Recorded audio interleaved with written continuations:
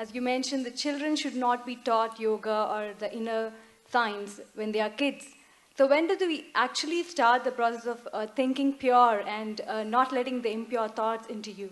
Where did you get this pure thought and impure thought business? Not me.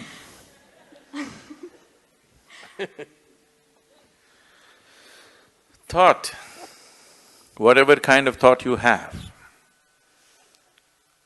whatever thought you generate on your mind is only coming from the data that has already been fed into you, isn't it so? You can use it, permutations and combinations of it and produce million varieties, but essentially thought is coming from the data that has already been fed into you. If you go about sifting in the mind, what is pure thought, what is impure thought, oh, you will go.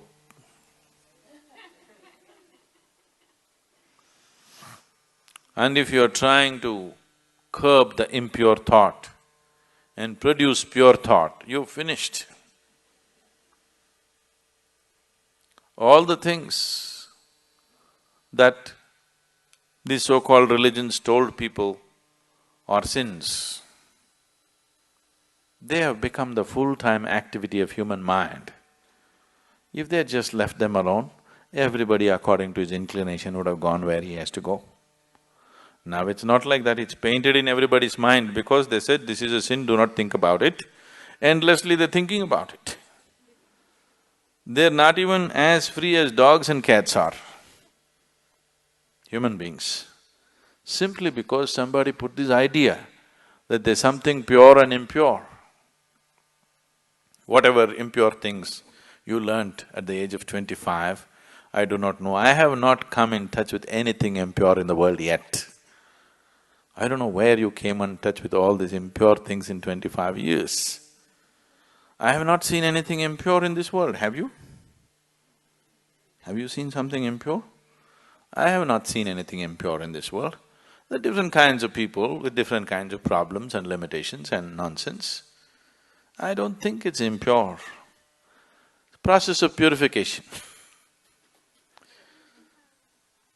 In different stages of purity, I see people. And first of all, this idea of pure and impure is a very sick idea. There's just life around you. There's only life around you. If you're labeling certain aspects of life as pure and certain aspects of life as impure, there is a serious problem. I want you to understand this problem is far more serious than most people really look at. It is that serious.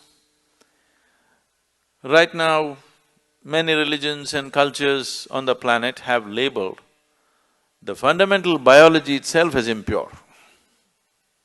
Yes? Yes or no? The basic biological processes themselves as impure. Sexuality is impure, a woman's menstrual cycles are impure. What the hell, you're born out of it, then you are also impure, everything in the world is impure, creation is impure. If you like that word, you can use it. But who are you to decide what is pure and impure? This is the way life is made, isn't it? It all depends on how you do what you do, isn't it? With how much awareness you approach it. The same things can become beautiful, the same things can become ugly, depending upon who is doing it and how he is doing it, isn't it so? Yes. Something as simple as eating. Eating can be a beautiful experience, not just for nourishment, even as an experience, it can be a beautiful experience. Somebody eats like this, you just look at that whack. Everything can be done like this, isn't it so? Who is doing it? How it is being done, that's what makes the difference. So this prejudice as to what is pure and impure has destroyed this humanity in such a bad way. Pure thoughts and impure thoughts, oh, if you sift through this, you're finished. All thoughts are just junk, okay? Essentially, they're coming from the limited experience of past. These thoughts are useful for your survival process. You picked up some amount of information, you want to survive in the world, this information is useful. If you're looking at life itself, these thoughts are meaningless.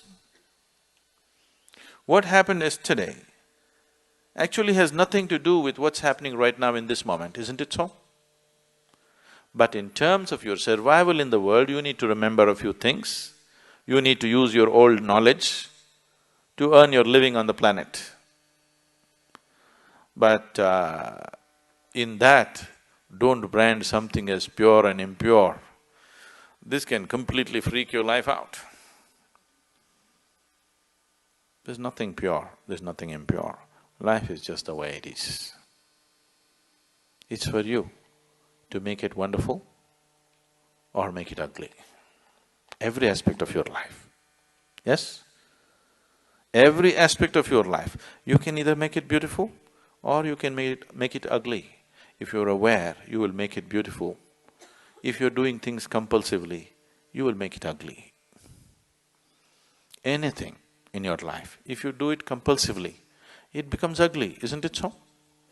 If you do it consciously, it can be made beautiful, everything. From the smallest thing to the biggest thing, everything can be made beautiful if you do it consciously.